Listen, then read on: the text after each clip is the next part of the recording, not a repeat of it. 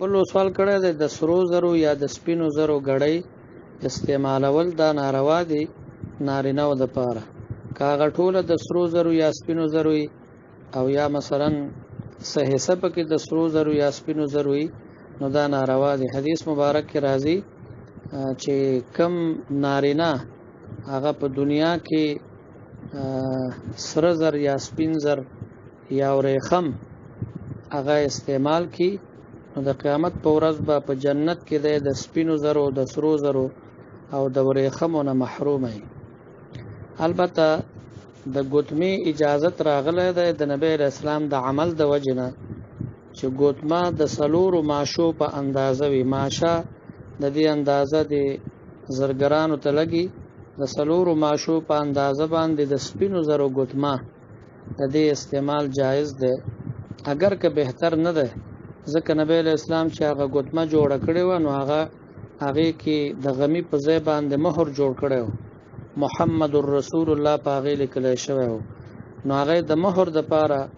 جوړه کړې وه. نو که یو سړی په هغې باندې مهر جوړ کړي نو بیا خو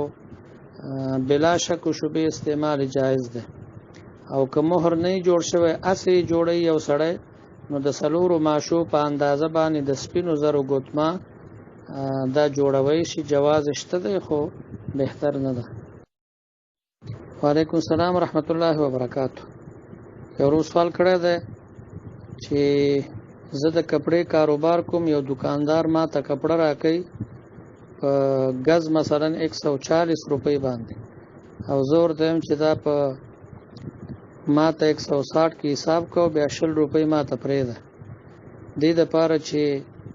زه بیا دا کپړه خرڅوم نو بیا ګاهک ته وایم چې مثلا دا ما ته په 160 کې پرېوتې ده. دا دوکه ده د دنیا د ګټلو دپاره څه قسم دوکې کوي. مسلمان ته دوکه مه ورکوئ د خپلې ګټې دپاره یو مسلمان ته دوکه ورکول دا جرم دی. یو بل سوال کړی دی چې په سنتو یا په نفلو کې په فرضو کې خو د 2 رکعاتو نه وروستو چې کوم رکعاتونه یې هغه تش وي او په سنتو کې او په نفلو کې تش رکعاتونه نشته دی نو که په آخري رکعاتونو کې یو سړی الحمد ووایي او صورت پرېږدي نو ضم د صورت یو ځای کول د صورت د الحمد سره واجب دی چې کله واجب پاتې شي نو بیا سجده سهو لازمي. بل سوال کړی دی چې یو کس تلاوت کوي یا د بل چا نه قرآن کریم یادوي او د خپې غځولي نو دا جایز دی ښه چاته تکلیف وي هغه مثلا نشي کېناستی پرلتی نشي وهی او خپې وغځوي د عذر د وجې نه نو دې کې بې ادبي د قرآن کریم نه راځي ځکه قرآن کریم خو د په لاسونو کې نیولی ده. السلام ورحمت الله وبرکاتو. یو روز سوال کړی دی چې یو امام هغه په یو جماعت کې د جمعې بیان مو کې خطبه مو وایي جمع ورکړي بیا راشي بل جماعت ته هلته بیان وکړي او خطبه ووایي جمع بل څوک ورکړي نو دا جایز ده لیکن بهتره دا ده چې د دویم جماعت ته ځي هلته د صرف تقریر کې نور خطبه او جمع د بل څوک ورکړي. بهتره دا ده چې چا خطبه وویلې بیا په کار دی چې هغه جمع ورکړي نو کوم سړی چې جمع ورکوي نو خطبه به هغه وایي او د خو مخکې یو ځل لمونځ کړی دی نو دوباره خو یې کوی نه شي نو خطبه به بل چاته پرېږدي خو که دم وویلې نو بیا هم مونځ صحیح دی د نورو خلکو. یو بل سوال کړی دی وایي چې ټي وي ته کتل که امام او کار څوک ناروا دي ورته او پاتې شو دا چې یو امام داسې کار کوي چې هغه ټي وي ته ګوري ټي وي ته ناست هر وخت یو خدای چې یو ځای ته لاړ شي او د په یو مجلس کې ناست او د نشي کوي چې هغه بند کړي نو که هلته پې نظر ولګېده نو پروا نه کوي نور عالم سړی هغه د قوم رهنمای هغه به ټي وي ته نه کښېني بالفرض کې یو سړی عادي وي داسې نو داسې امام پسې مونځ مکروه دی. البته که چېرته عادي نه وي همداسې پیښ شور باندې نو مونځ ورپسې صحیح دی بلا شک و شبهه. سوال کړی دی چې یو کس نه د سورة فاتحې نه وروسته امین پاتې شي نو امین ویل سنت دی که پاتې شي نو مونځ بغیر د سجده سهو نه صحیح دی. دې سره سجده سهو نه لازمي. یو بل سوال کړی دی چې یو کس بل ته قرض ورکړي د گاډي اخستو د پاره، او که گاډي اخستو د پاره ورکړي او که بل څه د پاره ورکړي، خو چې په قرض باندې ورکړي بیا 1 روپۍ ورنه زیاتی اخستلم سود ده. وعلیکم السلام ورحمت الله وبرکاته. یو سوال کړی دی چې یو کس په سنتو باندې ولاړی د ماسپخین او جمع ودرېږي او دې کس سره دا خطرې چې ما نه یو رکعت لاړ نشي، نو د عبده و رسولو پورې وایي سلام وګرځي، دا طریقه بهتره ده او کنا منځ پوره کی؟ نه عبده و رسولو پورې چې ویلي بس سلام دی وګرځي او جمع کې د شامل شي، دا بهتره ده.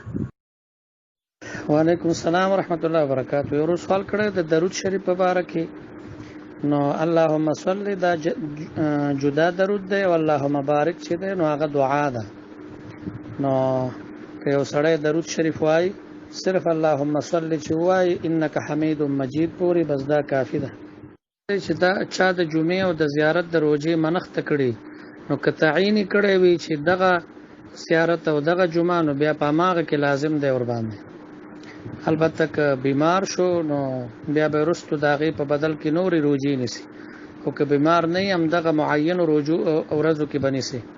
او کدا سی ویلي چې یو زیارت او جمعه نو به چکله ونیولې او د زیارت او د جمعې به بیان نسی. وعلیکم السلام ورحمت الله وبرکاته. یو سوال کړی دی وای چې کوم جمعات کې د اذان نمخ کې الصلاۃ والسلام علیک یا رسول الله ویل کېږي، نو دغه خلکو په سیمون څنګه دی؟ دا بریلیان دي، بریلیانو په سیمون مکروه ده، او تاسو کوشش کوئ چې بل جمعات ته ځئ چې کوم د ستاسو د مذهب خپل سړی وي، نو هغه په سیمون کوئ، دا بریلیانو په سیمون مکوئ. او دویم تاسو وایي جمعات کې تصویران هم راغولې دي، نو تصویر چې کوم ځای کې لګېدلی هلته منځ مکروه ده. یو بل سوال کړی دی وای مونږه پونتون کې سبق وایو او بعض خلک داسې وایي چې په دې کې بعض استادان وابیان دي، وای مونږه هغه څنګه پیژندای شو؟ نو یو خدای چې په مانځ کې تاسو پیژندای شي چې خپې کلاو کړي داسې آزاد ولاړی، یو دغه په دې باندې پیژندل کېږي. دویم دا چې لاسونه د سینې نه برې خي، نو دغه علامې دي. او کله رفع الیدین کوي او کله د چا د یری د وجه نه کوي. بهر حال په منځ کې خو پیژنګلو دغه ده، او د منځ نه بغیر پیژنګلو یو خدا ده چې دوی اکثر داسي چې ټوپۍ په سر نه اوږده ګیره به پریخي چې خصیتانو ته رسیږي، خو ټوپۍ په سر نه او انګریزي ویښته پریخي، یو علامه ده. او که چرته داسې وي چې ټوپۍ په سر وي، په خبرو باندې بیا تاسو معلوموي، نو په خبرو باندې داسې چې هغه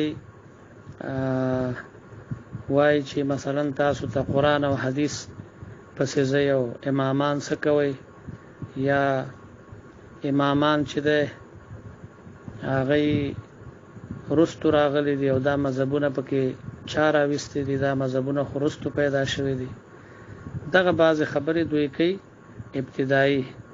نو د دې نه سړی معلوموي شي. یو بل سوال کړی دی چې یو کس 2 ځل د جنابت په حالت کې شي، نو که 2 ځل شي او که 10 ځل شي، په د باندې یو غسل لازم دی، په یو غسل سره پاکي راځي.